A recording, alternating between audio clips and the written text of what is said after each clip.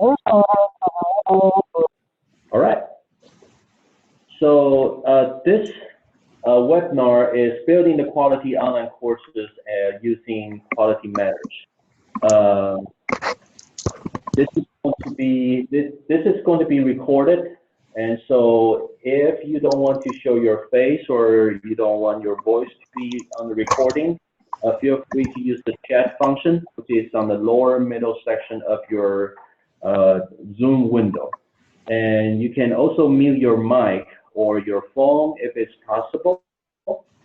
And if you have any questions, feel free to use the chat or wait until the end of this webinar and we will open up for people to ask questions. And so my name is Roger Wun. I'm the director for Online Campus. And once again, thank you for joining the conference call, the webinar. And we have three wonderful faculty members join us today. And we also have one of our very good, awesome staff member from Online Campus join us. And there will be the panelists. And then I'm just going to introduce everybody first and then provide some of the background information as far as the online hybrid quality transformation grant. Then I will turn over to the faculty member to showcase their course, have a give us a tour of their course, and then Rebecca also will mention something about the course development process or service provided from our office. So first of all, let me introduce our faculty members here.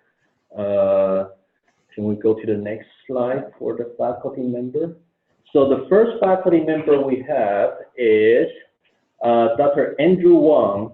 Dr. Andrew Wang is an associate professor in the Department of Anthropology, Geography, and Environmental Study. He received his PhD in linguistics from Stanford University in 2003. And he has been teaching the online and hybrid classes since 2008.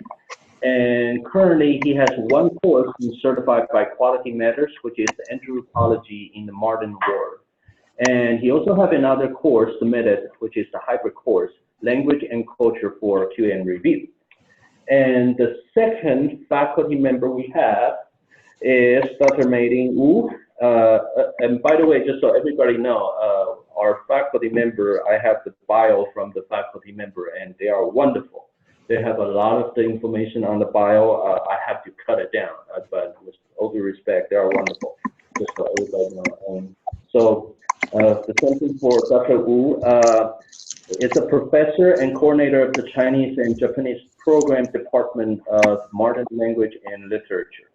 And she was the department summer chair and was the co-chair of the Asian Pacific Islander Faculty and Staff Association from 2006 to 2010. And she has been very active on a lot of the chancellorship programs and been serving on the council on a lot of the programs as well. The courses that she's teaching in online format, including the new Chinese seminar and modern Chinese short stories, experiencing Japanese culture and modern Japanese short stories. And the experiencing the Japanese culture has been certified by the Quality Matters as the high quality online course. And the other course, which is New Chinese Cinnamons, is currently under the Q&A review, right? Okay, and the last faculty member we have is also another wonderful faculty on campus. It's the professor of teacher education at CSU East Bay. He has been teaching the courses either totally online or hybrid since 1990. And currently, so just so everybody know, he said he's old. Just kidding. So currently, he has his TED 5301, Psychological Foundations for Middle and Secondary Studies of Students, that is Quality Matters approved and certified. And he's also submitting two other courses for Q&A review. One of them is TED 5351, Psychological Foundations for the Multiple Subjects Classroom, and TED 5110, Integrating Technology into the Classroom Teaching. He holds the PhD in Educational Psychology from University of Minnesota. So we have three wonderful faculty members, and we also have another staff member from our office, online campus.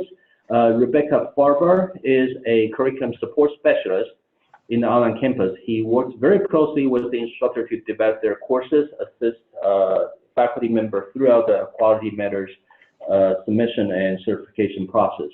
And she has taken several QM workshops and currently is certified to teach the apply the QM rubric workshops online or and face-to-face. So you guys will see Rebecca offering a lot of the QM courses on campus. And so that's the introductions for our panelists, and you can see their pretty pictures on the slide, very handsome and pretty, and everybody, yes.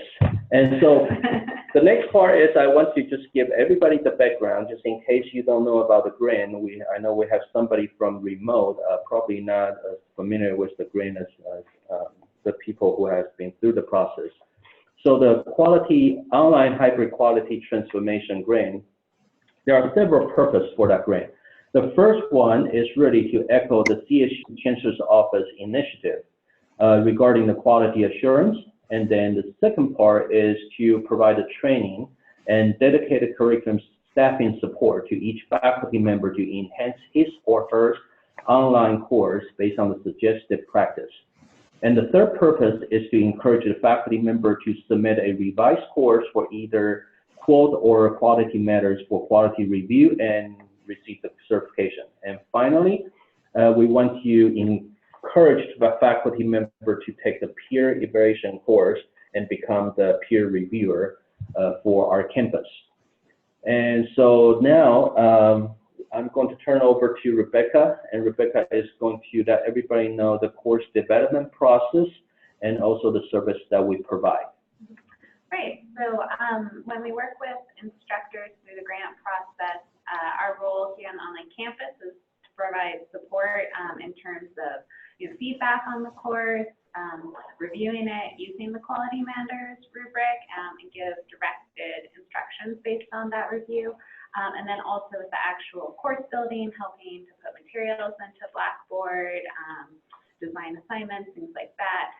Really, we try to be flexible with everyone.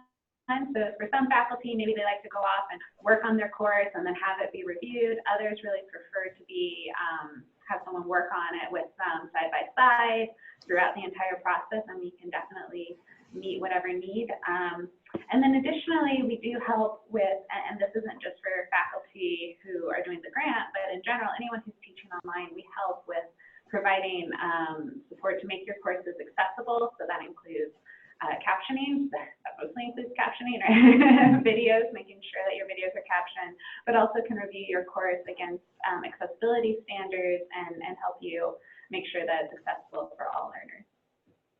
All right, very good. So right now, we just have a couple questions. We would like to have our faculty members to take turn and answer these questions. So the question is that what does the QM means to you in terms of online course design, and how has it impacted the way that you design your online or hybrid courses? So we're going to start from the slide on the left-hand side, start from Dr. Andrew Wang, and if you can share your thoughts on that and give us some. I think QM has really encouraged me to think seriously about course design. Alignment is a very important idea for Quality Matters. So it's basically the idea that all the course materials should work together to help students achieve course learning objectives. So if you think about how the unit objectives correspond to the course learning objectives, if you think about what instructional materials I want to use, what learning activities I want to use, and how all those things align with the course and units learning objectives, right? So it's a very different way of designing courses, I think. All right, thank you, that's great. And how about Mei Ling? QM for me is a very important process in helping me to review the courses I have been teaching. After teaching a while, I will assume that students learned from what I want to convey. But QM allows me to really assess and really to see whether students effectively learned, and then effectively that I will know that they have learned.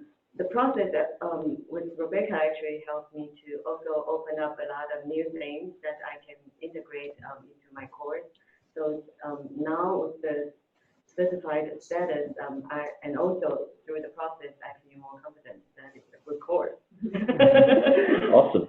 So just remind everybody, the question is, what does the QM means to you in terms of online course design, and how has it impacted the way that you design your online course? So now I'm going to ask Dr. Mitchell to share your thoughts. I'd echo both what Dr. Wong and Dr. Wu have stated, but for me, I came in here with a background in educational psychology, having been a classroom teacher. My undergraduate field was in curriculum design, and I really thought I knew a lot, especially since I had been teaching for the last 16 years. I was amazed by how much QM has improved my delivery of online instruction. One of the things that I would say is the learners I'm finding that we're teaching in both our undergraduate and post-baccalaureate programs, they need a lot of setup. You can't really teach on having them draw inferences anymore. And that's the piece that really impressed me, especially in working with Rebecca. Just where do you start the course? What does the syllabus say so there are absolutely no questions? That was the first thing that impressed me. And then the other concept that I want to impress upon, and if you watch the Grammys, Stevie Wonder touched on it, it's the concept of universal design and making the delivery model accessible. I really walked away with much more than I had thought I'd get going in. That's wonderful. That's wonderful. Especially you mentioned about Stevie Wonders. I was looking at it and feel the same way. Yeah. So are there any people from the remote has any questions before we move on to provide asking faculty provide the tours for us? Okay. So we're going to spend most of our time to ask our faculty member 3 panelists to actually showcase their courses and just take us through and making sure that okay, we're going to switch the screen, making sure we're sharing the desktop so you can see our desktop here. Give us 1 second. Okay, so our faculty member is going to show their courses and also give you the tour, how they design their courses, things they change, and some of the challenges throughout this process, and then what they think that all those QM standards and how does that align to their courses, how they apply to their courses.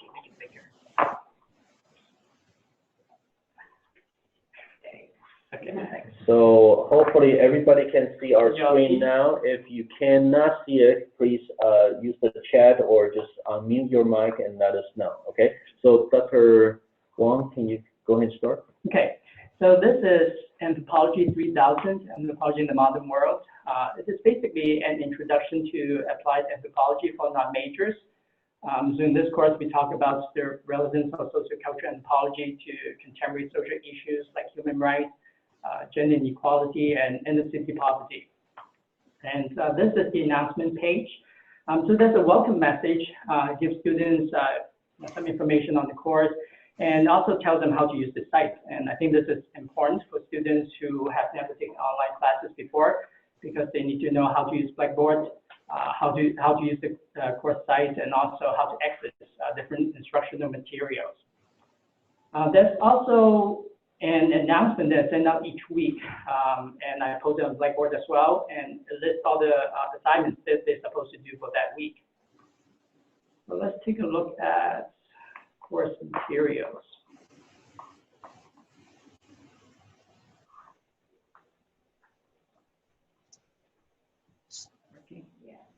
Okay.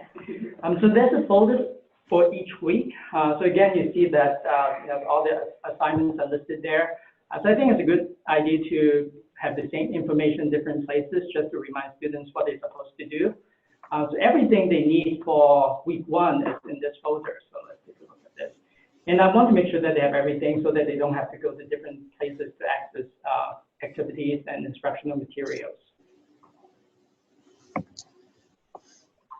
This is the folder for week 1. We have a lecture, a video, there's also an assignment, a voice thread assignment, and a syllabus quiz. So this is the folder for lecture, and so you see the unit objectives here. And I use the numbering system to show how the unit's objectives align with the course learning objectives.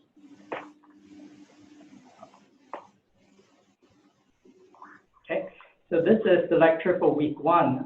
So that's a transcript and a video. I think QM has really encouraged us to use a variety of instructional materials that appeal to different kinds of learners. And because of that, I started using Camtasia to create video lectures. So this is a lecture that I use Camtasia to create. It's not a great video, but just want to give you an example. If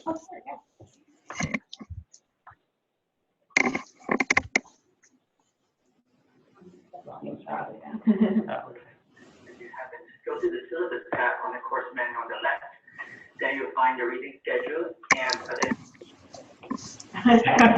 so there's a Camtasia video, and as you can see, there's some questions as well.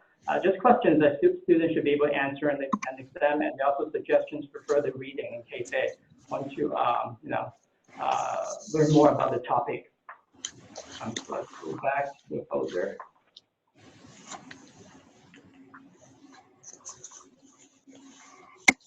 So I also ask students to use VoiceThread to do 2 assignments. So I don't know if you're familiar with VoiceThread or not, and it's very good for online discussion if you don't want to use the discussion board. So I asked them to use VoiceThread to do 2 assignments. The first assignment is pretty low stakes and it's pretty easy.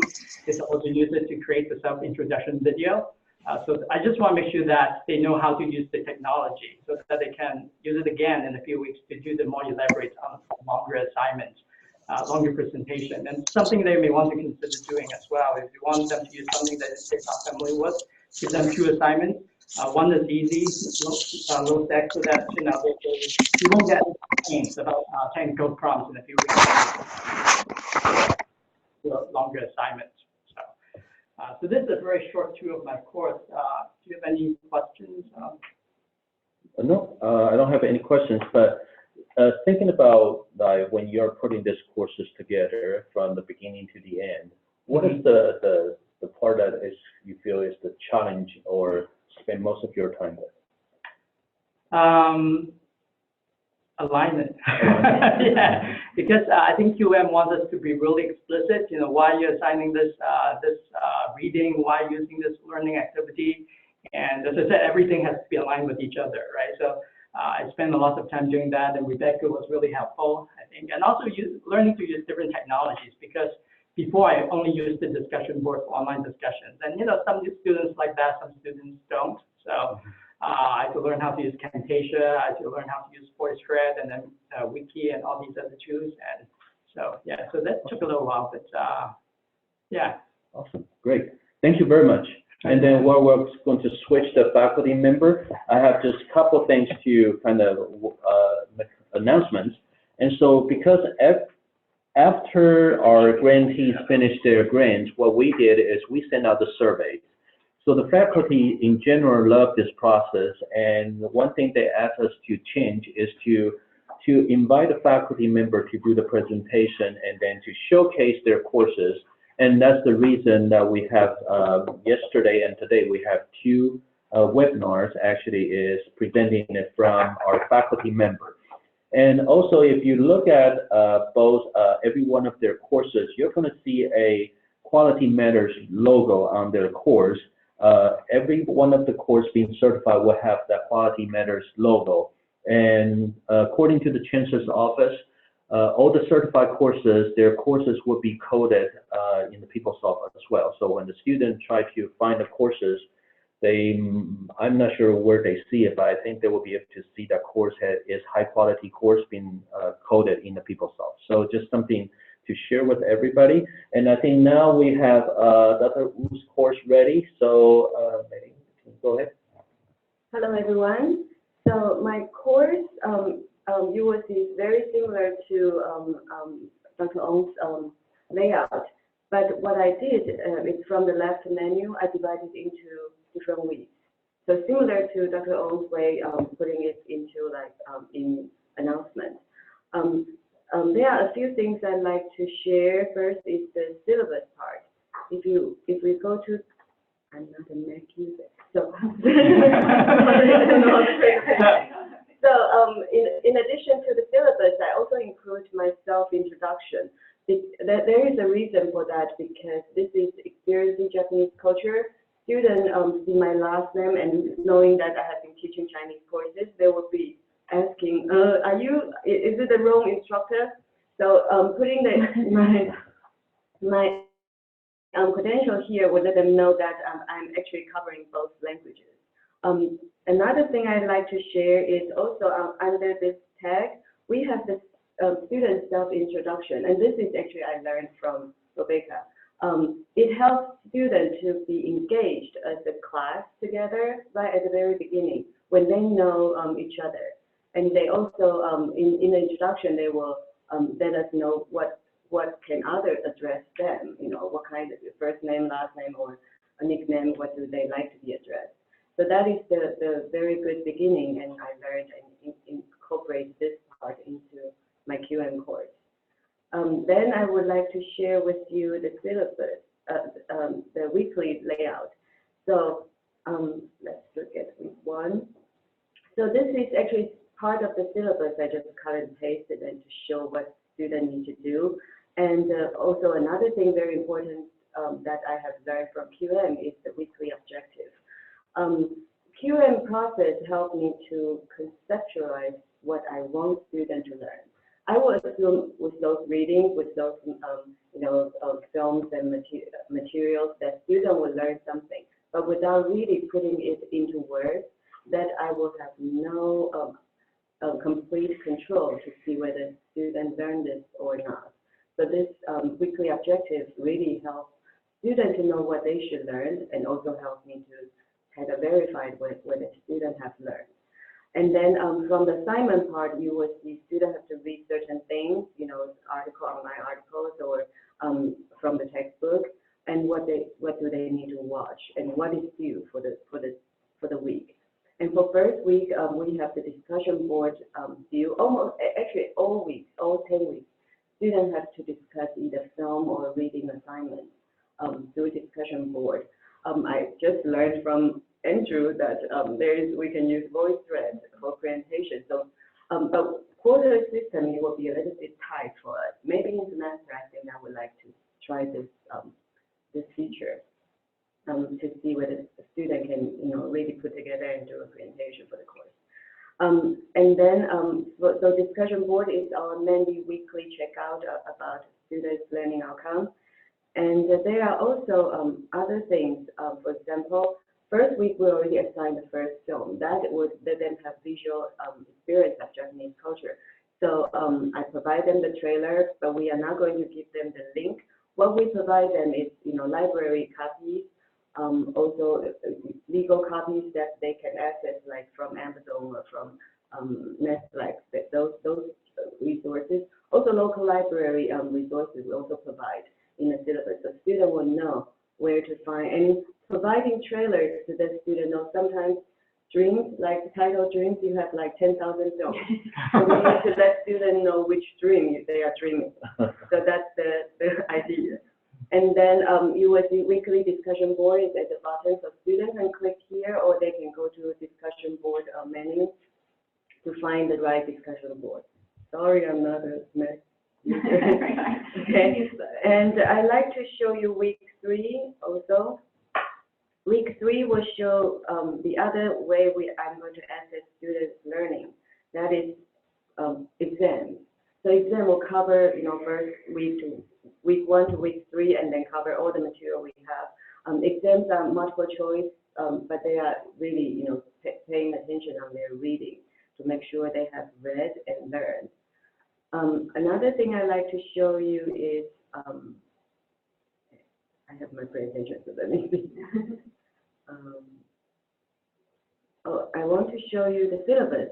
This is actually how syllabus look like, but I break it into different weeks. And this is the discussion board I shared that you will be able to see weekly, and students can actually click and then start their discussion. Next one I'd like to show you that we already talked about is the weekly layout. If students click the week, they will bring them to the page. And then the next one I'd like to show is the exam I just showed. And the last thing I'd like to show you is this class, I actually have so many, I'm going to show you the breakable one. So if we go to the grade,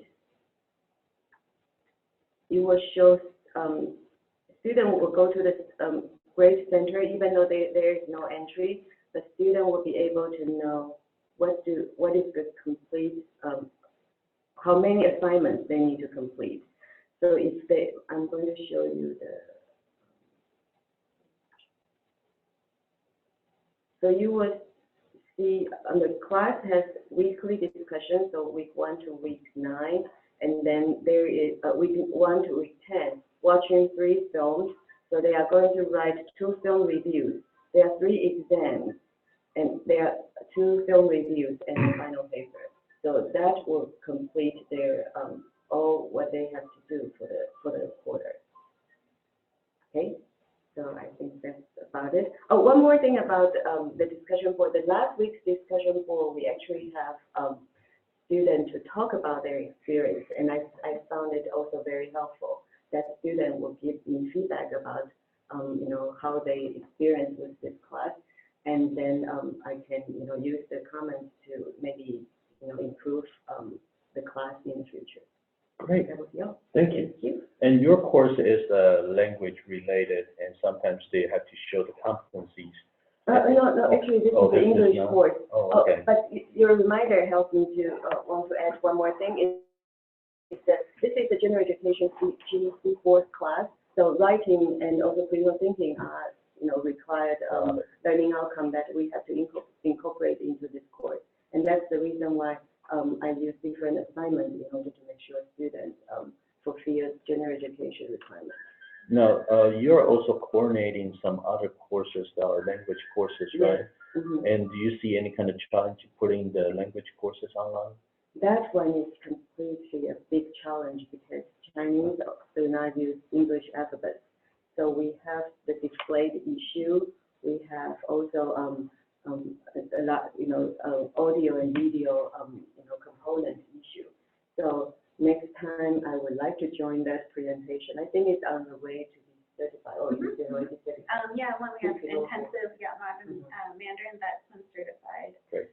And Japanese, intermediate Japanese is going to be under review soon, and then we're starting work on intermediate Mandarin 3.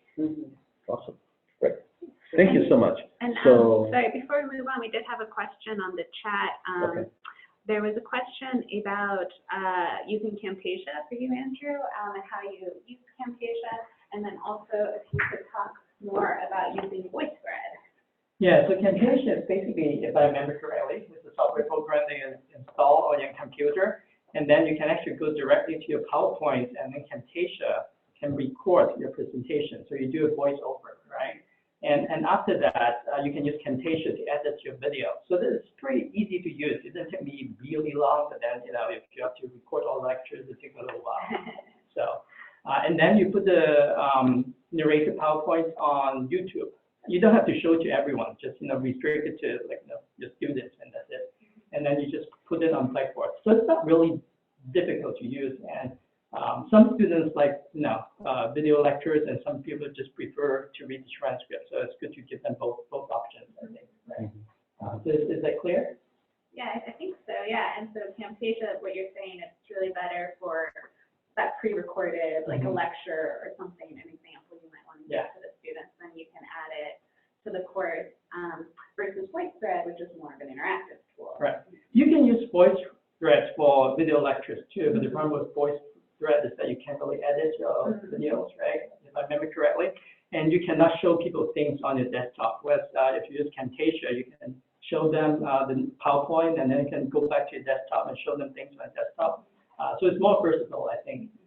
Yeah, so VoiceThread is really easy to use, and it's great for online discussions, I think. Great, yeah, so it's a good distinction. It's another option for having a discussion with students, and they have the option to do video, audio, or text, and having that interaction versus regular discussion board that's just text-based. Yes. Awesome. So now we have Dr. Mitchell ready to show us his course.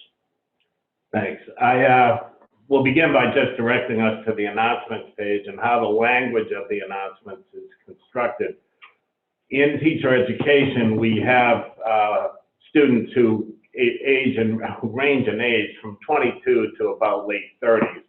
So they're still on either side of the digital native immigrant divide.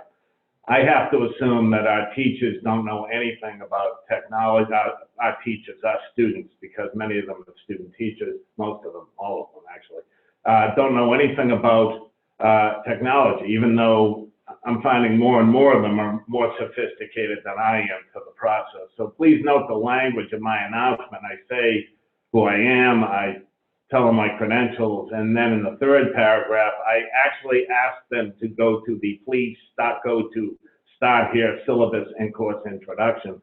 I don't have them start at the announcements because I figure that since they're on the announcements page, they know how to do that. And I'm happy to say that I join my colleagues in not being a Mac person.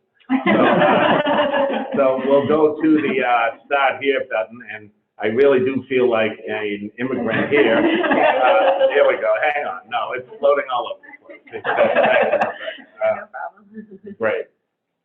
And Rebecca will pull this up. There you go. And what I say here is I have the course syllabus listed, and I'll go through that in a second.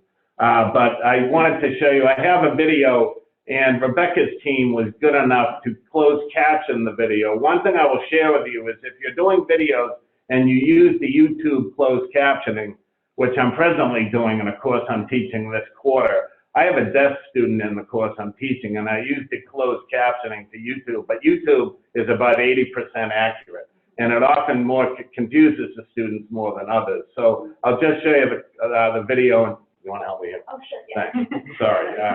I'll just show you the video and how the closed. Welcome you to the course 105301, Psychology for Middle and Secondary Students. I'd like to just walk us through a few pieces of the course shell to make it easier. Under Start Here syllabus, you'll see the course syllabus, which will give you an articulation of what the course actually involves. The university policies, which we would ask you to take a look at, what student support services are offered, as well as the etiquette guidelines that we offer to you.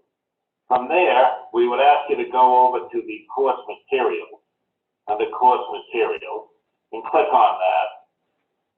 And you'll see, as we call those up, there are, before we get into the various weeks associated with the course, we have some what we refer to as benchmark links that you can refer to throughout the classes, including how to create a presentation. And for that, we'd ask you to just simply keep an eye on what each of these links offers to you. And then you can go back and forth to them as you answer some of the discussion board posts and also prepare for some of the assignments. You'll find here that each week has its own module. And each of the week's modules are directly designed to correspond with some of the course objectives that you note under the course syllabus. And under the course syllabus, you'll see as follows. You'll open it up under the course syllabus.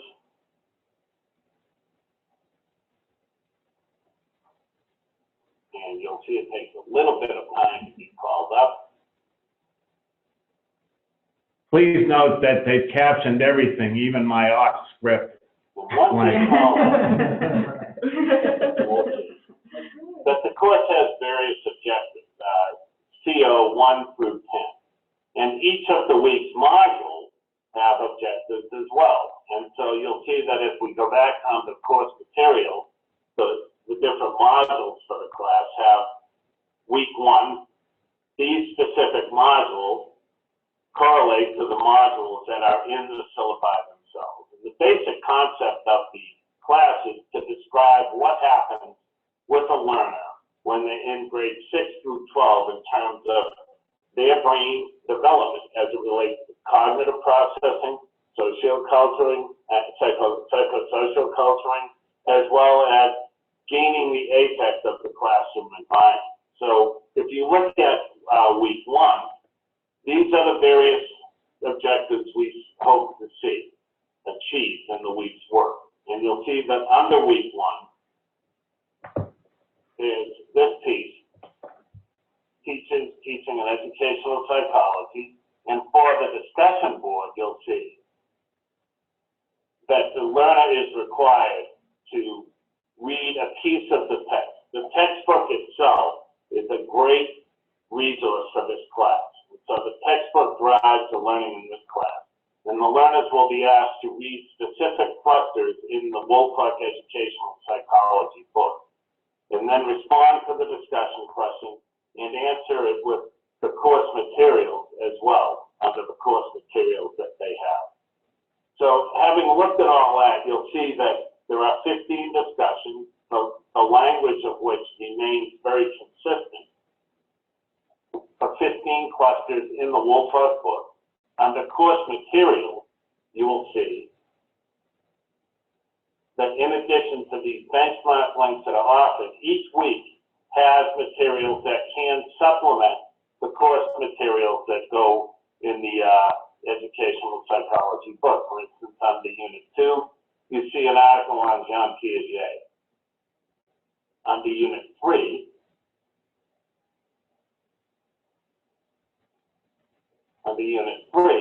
you'll see that in addition to the material in the textbook, for week 3, you'll see that there are course materials that are associated with week 3's topic. And since week 3 is dealing with cognitive development, there are these links here that deal with cognitive development, the stages of moral development.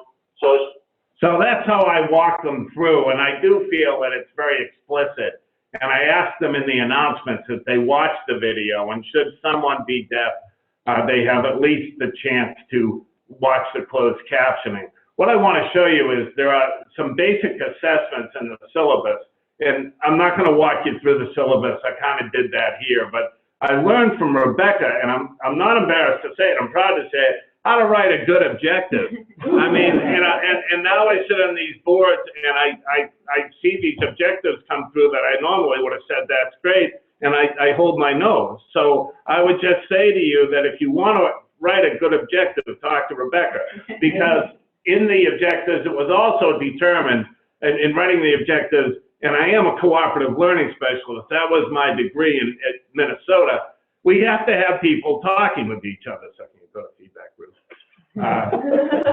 And so we put in this feedback groups piece.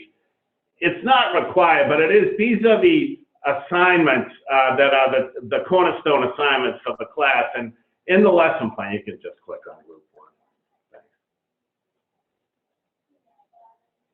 You know, I just asked them point to them that they have this assessment. And I offer them a chance to voluntarily join a group. So it's not really cooperative learning because cooperative learning is highly structured, but they can join a group and in a safe environment, talk about doing that assessment with each other. Now, my takeaway from Dr. Wong, right? Okay, I'm sorry. Dr. Wong is I'm going to put a VoiceThread in here because this is ideal for VoiceThread activity. And so that's a forum for collaboration. Anything else I show you about the course would be repetitive from what my colleagues have done here. So I'll stop here, but I will tell you that I'm teaching this way from now on. And actually, sorry to interrupt, we do have a question in the chat going back to VoiceThread. People are very interested about it. How do you grade using VoiceThread? Can you explain that process? I think you're kind of an early adopter, so you didn't use the integration. You were using the outside site initially, right? Yeah. Yes. Yeah. How do I grade? I do have a rubric that I use for grading VoiceThread presentations. But is it linked to Blackboard now? Yeah, so now it's a lot easier to grade VoiceThread. But the way I did it was, so I asked them to create VoiceThread and then post the link to the VoiceThread on Blackboard, on the discussion board. So I have a rubric that's linked to the discussion board. So I need to have VoiceThread, one screen with VoiceThread and then the other screen with Blackboard. Yeah, so it's not, into the question on the chat was asking compared to discussion board, and yeah, it's not as elegant as the discussion board grading right now. It's true when you go to the discussion board, you can see right there what the student wrote. You can enable the column, to have a grading column to the VoiceThread assignment, but you're not going to see the VoiceThread there and what the student actually submitted. So there is a little bit more toggle. Yeah, so you should have two windows, one with the VoiceThread, the other one with Blackboard. Yeah. And this couple quarters that we have started doing a lot of the integrations, like the VoiceThread now is integrated with the Blackboard, and this quarter we just did a couple others. One is Piazza for the frequent asked question FAQ. And so if you want to do any kind of large classroom settings, you have FAQ stuff, you can actually use that tool as well. And this quarter, actually just now, we actually integrating the tool that you're currently using, which is the Zoom.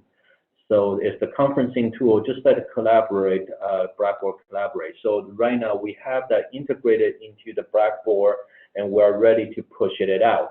So hopefully in spring, every faculty member, you can use the Zoom for your course, and it will be simply just going to as part of your course tool link, and you can just go to the course tool and then using it. So that's just something, new tools that we will be using, we have been integrating with the Blackboard. And so far, 3 wonderful faculty. Sorry, we have another question. Sure. So a question on the chat, this could really be for everyone. Do all students like all of the features, and which ones do they like best? What are some concerns? And also, do all these features like VoiceThread or Camtasia work on all students' computers, no matter how old or new, iPhone, etc.? These are excellent questions. Yes. And in my case, no, they don't like them all. And the more mature of the students generally like to stick with straight threaded discussions, and they may not even be comfortable joining one of my groups. So what that requires is teaching them how to use it and offering them the advice of the technical assistance we have on campus. One thing I do try to impress on our teacher candidates, they have to know how to do this if they're going to teach, because the learners they'll be teaching already know how to do it. And that's the short of what I teach them. So they all don't like it. That most of them want to keep it really simple, except the younger students really want to get more sophisticated. I will have to say discussion board is their favorite, and it used to be that they hate it the most. So QM really turned this around. If you go to my discussion board, because the weekly weekly objective allows students to know what they need to learn, and then in the discussion board you will see we actually post questions related with the material they are reading. So that helps them to. They don't need to answer all 3 of them, but they need to pick one to answer. And then our setup is one student post, and then it's required to have they have to respond to another student's post, and that engage a conversation. So in addition to the question they can choose and to have focus on what they are reading or what they are watching, it also helps them to engage in the conversation. Plus, the rubric of the discussion board is also another amazing feature that I learned from redesign the course, that students have the rubric to know what they should write about. And with these features integrated, students are able to really engage a kind of substantial and thoughtful conversation with each other. So it ends up to become their favorite feature now, and then some students cannot stop talking, so I have to limit them, say move on to the next week. And how about Andrew? Yeah, I agree with both Dr. Mitchell and Dr. Wu. So younger students, they tend to love doing multimedia stuff, right? So they're like creating online presentations. I think we just have to realize that we have different kinds of learners in our class, right? So some learners are really visual, they love creating online presentations, and some learners are more, verbal. So it's good to give them different options. So in my class, I have 8, I think, or 6 discussion board assignments and 2 VoiceThread assignments. And the good thing about VoiceThread is that it's not, all video presentations, right? You can leave text comments as well. So yeah, again, I just think you need to give students different options. Yeah, and I think the question also is getting at a great point, which is that you don't want to just be like, oh, this is a cool tool, let me just use it, You want to think about what are your goals for the course, and then how how's the tool going to help an assignment, right? Because you're right, students maybe will get frustrated if they feel like, well, I could have done this assignment on a discussion board. Why are we using VoiceThread? You know, there needs to be a reason why you're using that tool that's going to help actually make it a better learning experience for them. Great. Yeah, Yes, and sure. one thing is actually go back to the new tools they integrate in Blackboard for language learning, because now the other two courses are one is certified, the other is under review. One is Chinese, one is Japanese. In addition to the writing component, language learning, we do need to assess students, speaking proficiency. So the tools really help us to really have the assets to students' performance. Yeah, absolutely. And in both those courses, they use VoiceThread for just that reason. Actually, it's perfect for the goals of that course. And I would just add that it goes back to many years ago when I spoke to my advisor about my interest in technology and education. He was all for it, but he gave me the advice that I try to follow daily. Educate, don't pontificate.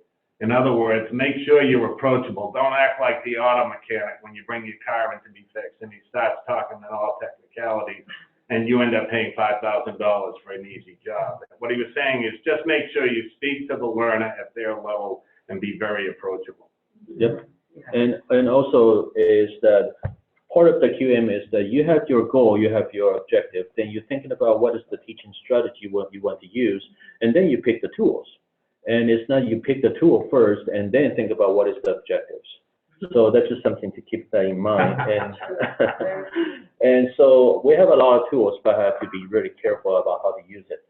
And actually, I'm sorry, we do have actually some other questions. Oh, great, wonderful, keep it coming. Yeah, and so regarding the features like VoiceThread, Camtasia, do all these features work on students' computers, older models, iPhones, iPads? Maybe Roger, do you want to? So the Camtasia is different. Camtasia is a production tool. So when you're trying to produce a video, that software has to install on your computer or your workstation. But the output, the end product, which will be the video, you can actually put that video in the YouTube environment. Then that end product, you can actually, the student will be the one that accessing the end product. The end product will be accessible through iPhone, iPad, or any devices, most likely, as long as they can play the YouTube. Now, that's the Camtasia. As far as the VoiceThread, most likely because it's web-based, so as long as you have the browser that is the latest browser, basically, you should be able to use the VoiceThread. Great. And then finally, they want to see how students would see the discussion board rubric. Here, I went into student preview mode. If people aren't aware of that, this is a great tool in the updated Blackboard version. So Can you show us how to get there? Sure. I'll go ahead and exit preview. So when you're an instructor in a course, you now have this little eye-looking icon up here, and so it's enter student preview.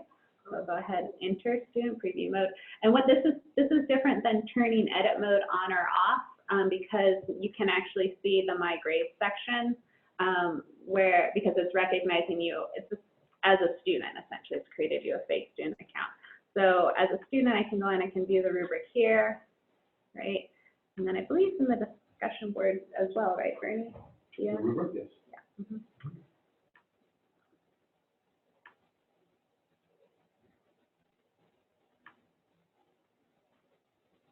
Right, in this case, we haven't submitted anything yet, but there's the rubric again. So I would guess most students are going to go to My Grades, so that's probably where they're going to see it. But how and where did she first post it? Oh, sure. We can, so sorry, everyone. So the question is, there's where the discussion board is, how a student would access it. And then to add it, I'm going to now exit preview mode. When you create the assignment, you can attach a rubric. So you can actually create it by going down to Course Tools and then down to Rubrics. And then just create a rubric, and you can create it here. So you see her rubrics listed here. And then you can actually attach it to an assignment when you create it. So let's just go into one of them. Just go into Edit rather than creating a new one right now. And then scroll down. When you have the grades, you have this associated rubrics. You can choose Add a Rubric. You can even go to create one from here, but if you have one you already want, you can select it, and you see she added it here, and then you can choose how students view it, if they see the full rubric with scores or not, or if they see it after grading, and if you want to use it for grading. Any other questions? Any other questions? Nope. All right. So we only have a few minutes left, and so just so everybody know from the remote side that Blackboard right now we have 24/7 technical support now. So if my office, our online campus office is closed, you can actually call the 1-800 number, which is on the My BB faculty and staff page. You can see there's a module on the My faculty, BB faculty and staff. There's a module on the upper left-hand side that there's a 1-800 number you can call, or there's the link that you can do a live chat. That's 24 hours, 24/7. So just so everybody know, just in case you're frustrated about the Blackboard, don't get frustrated.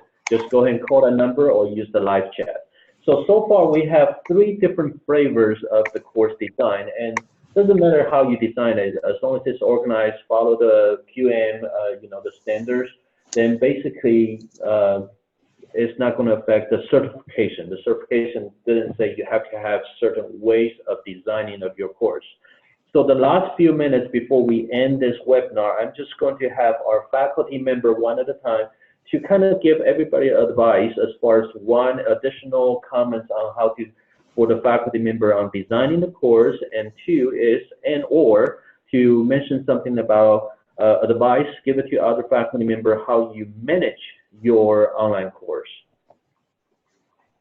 So start with Andrew. Talk to Rebecca. Rebecca is very helpful. And we do have Bernie here, by the way. Bernie as well. Yes. So what kind of advice would I give? I mean, it is pretty time consuming, so especially if you want to go through the whole process. But if you've been teaching online for a while already and you have your classes on Blackboard, it's not too bad, I think. All right. Specific advice on how to manage running the online courses? Well, I just say through the whole process, I was impressed by the collegiality of everyone involved, especially Rebecca and also my review team.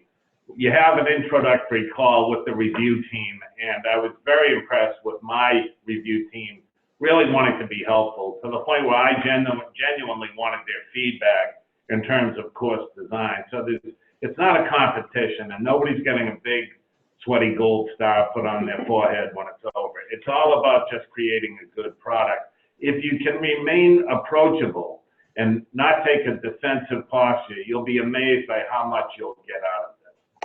That's a great point. Yes. To me, I think I would suggest just go ahead and give it a try, because the end result is definitely better than the original course I designed. So I think more or less you would learn a lot. Not more or less. I think definitely you will learn a lot from the process. And I truly appreciate Rebecca's time management. She's a good program manager. Without her, I don't think I can ever, because you will continue start to think, oh, here needs to be improved. That it's a never-ending process. You need a program manager. All right. So, are there any more questions from the chat? We did record this, and we can send it out. Yes. So the recording, if you go to the online campus website, the recording will be on the lower right. It will say the upcoming workshop and recording. So just in case that you miss other workshops that we provide, feel free to go over there and then check it out. Okay, and so I just one more time just want to thank every one of you to be here, all the faculty member and all the audience from remote side. Thank you very much, and it's been an honor, and so I really appreciate everybody's time. Thank you so much. Thank you. Thank you. Thank you. Thank you. Great job. Who's that? Thank you so much. Georgie, is that you? Yes, yes. Thank you so much. This has been wonderful. Thank you, Georgie. Is this Roger? Yes.